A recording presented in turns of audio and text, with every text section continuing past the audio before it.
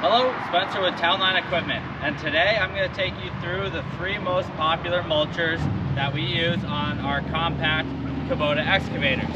The first one we have here is a DML 100. So with the denomination there of DML, it's going to have an unrestricted drum. It's going to run a harvester style tooth that is reversible. You can replace these teeth with a double carbide tooth, but then it's no longer reversible. Since this is a DML 100, the 100 stands for 1 meter. So this drum in this head is 39 inches. Also, DMLs from us come standard with hydraulic doors on both sides. There's 2 benefits to the doors on a DML. One is safety and control of the debris, and the other is actually sizing the debris. So these teeth will pick up the debris and pull it into the housing here, and you've got a set of combs there on the front side and a set of combs on the back side. DMLs don't have thumb saddles, and that brings us to our next head. This is a BL1, which comes standard in a 0.75, so 30-inch head. The BL stands for bite limiter, so it's going to have rings in its rotor which restrict the drum from diving into material. So this is going to have a more consistent feed rate. Great head if we're trying to do production timber stand improvement with lots of pullwood. On top of that, a BL1 is going to have a thumb saddle, more or less standard with it. So if you have a dual auxiliary machine like most of the Kubotas we have, you can mulch and use your thumb simultaneously. BL1s only have a rear hydraulic door on them too, so price point wise they're going to be more affordable than a DML. Our last guy down here, this is a DML 0.75. So again, this is going to be that 30-inch class size of head. 2 doors, just like its bigger sibling.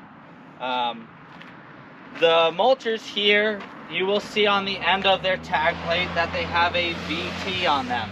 VT stands for variable transmission.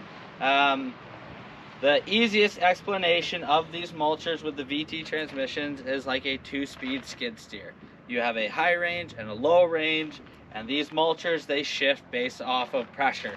So when you're eating and you're loading up that drum, the pressure builds up and shifts it into low range. Most of these heads that you see here today run off of hydraulic flow from 17 up to 27 gallons per minute. Inside here on the top of the mulcher is your motor, and that motor can have its displacement adjusted per the flow of your carrier unit. Okay. So on this BL1 here, it has its tag. This is built for an 057. We're going to supply it with 20 gallons per minute. It has a max working pressure of 5,000, and its rotor speed is going to be set to 3,200. For comparison, this DML right here is going to be set to 27 gallons per minute of flow at 1,000 psi.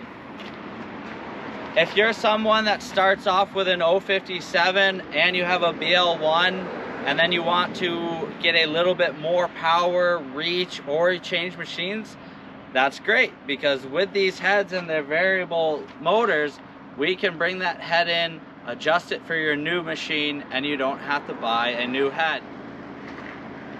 Kubotas from the factory are set up quite well for the FAEs. As I previously mentioned, especially with a BL1 and a thumb saddle, you want 2 sets of hydraulics to your arm. So right here, we would call this service port 1, SP1 or AUX 1. This is going to feed your mulcher directly. And then you can see here that SP2 is its own loop to the thumb.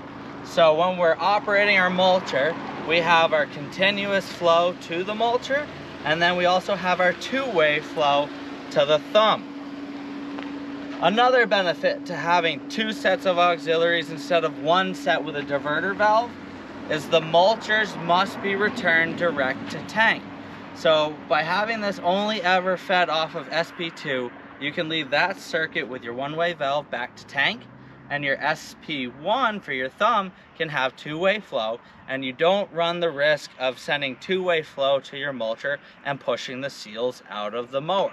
Like I briefly touched on out on the arm about the two sets of service ports and the importance there, so you don't ever run the risk of pushing seals out of your mulcher or returning it with high back pressure, this is what I call a one-way valve.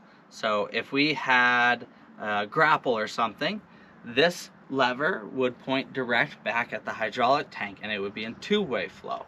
We'll pull this lever to the side, and now all of my fluid returning from the mulcher isn't going to go back down this stem through the valve. It's going to go through this relief hose right back to the tank. Let's go look at the 057's one-way valve. FAEs are built very well, which is great when we pair them with the Kubotas, because Kubotas have a lot of engineering features to them which make them great machines. Just like this single access door panel, there's no little hatches, we have complete access to our valve stack. Like the 80, the one-way valve is up front here. So if the butterfly is pointing right at the direction of the valve stack, that's going to be your two-way flow for a grapple post-hole auger. When we want one-way flow for the mulcher, we'll turn our butterfly perpendicular to the valves, and then we have our relief hose back to tank. This is a great example too. So we've got our little hose running across the bottom here, teeing in. This is what everybody calls a K-string. The K-string goes directly out to the motor in the mulcher, and it's there for extra pressure to bypass back to tank. If this video has generated questions about FAE's line of hydraulic mulchers, please reach out to any of our locations in New Hampshire, Vermont, or New York. For more videos like this, where we review equipment and show it in action, visit our website, townlineequipment.com. Thank you. Have a great day.